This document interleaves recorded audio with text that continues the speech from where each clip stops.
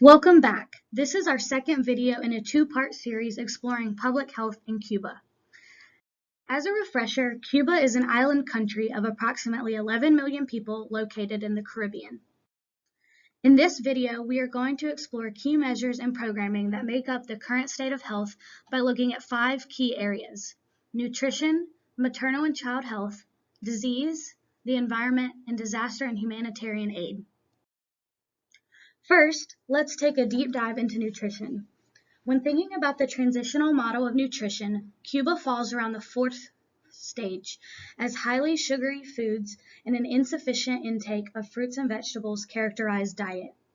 With more than 75% of the country living in urban areas, agricultural workers are unable to sustain the needs of the country, which has led to a reliance on high-calorie processed products. A few interesting points to note here, though, are their relatively low fat and meat intake. One reason for this could be the Cuban government's implementation of a meat rationing system due to the lack of supply. As is common during stage 4, a high prevalence of obesity and overweightness is seen, as nearly 60% of the population is overweight and 25% obese.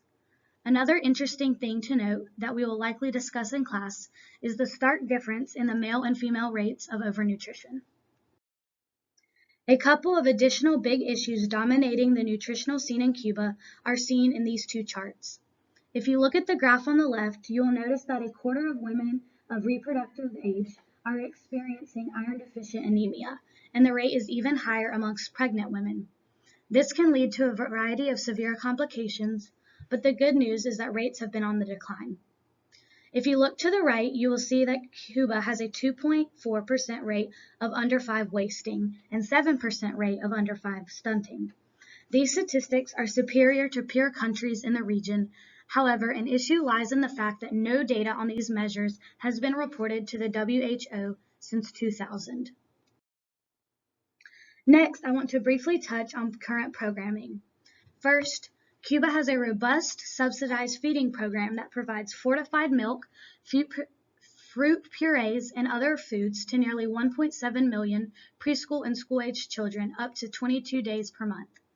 Another program has staffed more than 500 local polyclinics across the country with nutritionists. Furthermore, the government has set up a national nutritional surveillance system to monitor 7 specific areas, including food accessibility and availability, as well as institutional diets. The picture on the left is a typical food pyramid one might see in Cuba.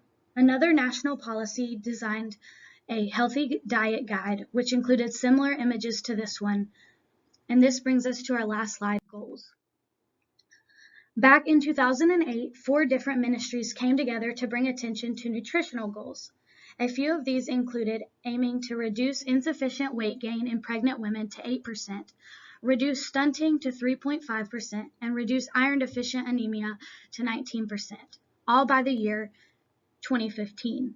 Unfortunately, as you can see from this Global Nutrition Report, Cuba has not been successful in meeting these objectives. For now, nutrition seems to be taking a bit of a back seat to other health issues, despite the intense focus on the subject in the early 2000s. Now move on to look at maternal and child health. We will look at these from the lenses of MDGs and SDGs, the current state, and programs in place. Just as an overview, maternal and child care is viewed as a public health intervention in Cuba, like many other health initiatives. Looking at maternal health, the MDG address is to improve maternal health in general, and the SDGs addressed are universal access to sexual and reproductive health, universal health coverage, and reducing the maternal mortality rate. As you can see in the middle, the maternal mortality rates have been stagnant at about 40 per 100,000 births, which does meet the global goal of 70 per 100,000. The main causes of death have been hemorrhages, thromboembolic complications, and sepsis. The current state of maternal health in Cuba is addressed through polyclinics, prenatal care, and reproductive planning. Polyclinics, like we mentioned in our last video, are clinics that are in the community that serve about 4,000 to 5,000 people. They focus on prevention and universal screening initiatives, and they encourage immunization through house calls and semi-annual checkups. Prenatal care is addressed as women can be referred to a maternal home where she's either followed up as an outpatient or admitted to stay at the center depending on the severity of her condition. All pregnant women and newborns are evaluated by the Genetic Risk Assessment Service located in every polyclinic. They're also guaranteed more than 10 prenatal checkups per delivery, and only 10%, which is an improvement from 1959, where only 10% receive pediatric care.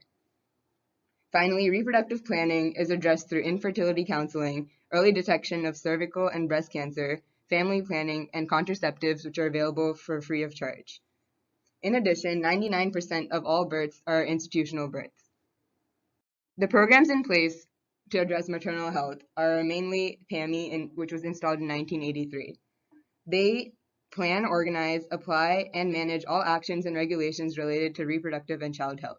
They also establish maternity homes, which are currently at over 300 in the nation. They emphasize disease prevention and health promotion. They also encourage breastfeeding, and actually 80% of women breastfeed here. Moving on to child health, the MDGs and SDGs that are addressed are to reduce under 5 mortality rate, which was already low in 1990, and the SDG addressed is to reduce neonatal mortality rates and to reduce the prevalence of wasting and stunting in preschool children. The current state of child health can be viewed from prenatal, infant, and under 5 mortality rates. Prenatal births are actually only at a low birth weight of 5.3% for every 100,000 for births in general, which is lower than the US's 8%. Infant mortality rate is only at 4.3 per thousand, and vaccination rates are above 95%. Looking at the under 5 mortality rate, this can be viewed from the different diseases that are present in Cuba, such as HIV, measles, and pneumonia. Pneumonia was low to begin with only 0.3 per 10,000 births. HIV is actually addressed specifically, with Cuba being the first country to validate the elimination of mother-to-child HIV transmission. And finally, measles immunization coverage has been achieved. The child health program that is primarily in place in Cuba is Educa a tu Hijo, which coaches and empowers families to stimulate their child's integrated development based on their own experience, interests, and needs. This provides future mothers and fathers with information about healthy pregnancies and early child development. Now let's talk about non-communicable diseases in Cuba. The overall mortality rate due to non-communicable diseases is about 730 deaths per 100,000 inhabitants. As you can see, diseases of the circulatory system have been the #1 cause of non-communicable diseases over the last decade. Cubans' dietary preferences, low physical activity, and high tobacco use are major contributors to the rising rates of obesity, putting Cubans at an increased risk for cardiovascular disease. Unfortunately, the mortality rate due to cardiovascular diseases have increased, while its mortality rates according to sex have equalized, with an increase in female mortality and a decrease in male mortality. In addition, cancer is also a major non-communicable disease in Cuba, killing approximately 200 per 100,000 people. Lung cancer is one of the most prevalent cancers in Cuba and has also been associated with the high tobacco use in the country. Statistics show that more than half of all Cuban families are exposed to cigarette smoke.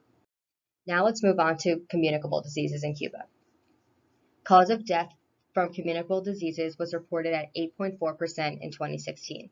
The combination of high levels of community participation and access to primary health care has made the Cuban campaign against epidemic infectious diseases successful. Cuba's nationwide health program launch following the triumph of the revolution has also had a major impact on lowering communicable disease rates, especially tuberculosis. Furthermore, over 95% of Cuban children are immunized against 13 diseases, almost eliminating polio, measles, and tetanus. International attention for communicable disease control in Cuba has mainly focused on HIV/AIDS. With the rapid increase in foreign tourists and the development of a local sex trade, the HIV incidence has risen in the past 5 years, although it still remains the lowest in the Americas. Cuba's top infectious diseases include food or waterborne bacterial hepatitis and vector-borne dengue fever. Both of these diseases are associated with warmer climates, especially dengue fever. The subtropical Cuban climate creates the ideal environment for mosquitoes to populate. So now we will talk about the water supply, sanitation, and hygiene promotion, also known as WASH, and the effects of climate change in Cuba. First of all, it is important to note that the aging and dilapidated pipelines have contributed to the poor access to water for many Cubans. While the water supply system has improved over time, many Cubans still do not receive consistent piped water in their homes. A report published in 2018 by Interpress Service explains that only 11% of the country's population of 11.2 million received piped water at home 24 hours a day and 39% at certain times of the day. In the remaining 50% of households, water is available only sporadically, and sometimes they go more than a week without water. After our research, we can conclude that the water quality is in fact clean and drinkable. However, the quantity that each person receives varies. Half the population doesn't have the opportunity to use 15 to 20 liters per day because of the unpredictable availability. As for proximity, many people have used storage tanks to store water in their homes, as seen by the bottom picture, and there are street-level water supplies available to use as well for the people that don't constantly receive water at home. The previous two characteristics connect to reliability, which is not the best for half the population. And finally, the cost is very low because the government subsidizes it. The Interpress report explains that the National Hydraulic Program, extended until 2030, includes works for water supply, sanitation, storage, diversion, and hydrometry, as well as the necessary equipment for investment and maintenance. Climate change has affected Cuba, as seen by the severe drought the country had experienced for 4 years until September of 2017, when Hurricane Irma hit the island. Hurricane Irma affected the population with death and destruction, but Cuba then benefited by the high levels of rainfall that followed. According to a news article, the country has acknowledged the threats of climate change and decided to include it in their constitution. While they have experienced the effects of climate change, they are not the greatest producer of carbon dioxide emissions. The article mentions that Cuba was responsible for 0.1% of the world's total carbon dioxide emissions in 2014. By contrast, the United States released about 15%, according to data gathered by the World Resources Institute, an environmental think tank in Washington, D.C.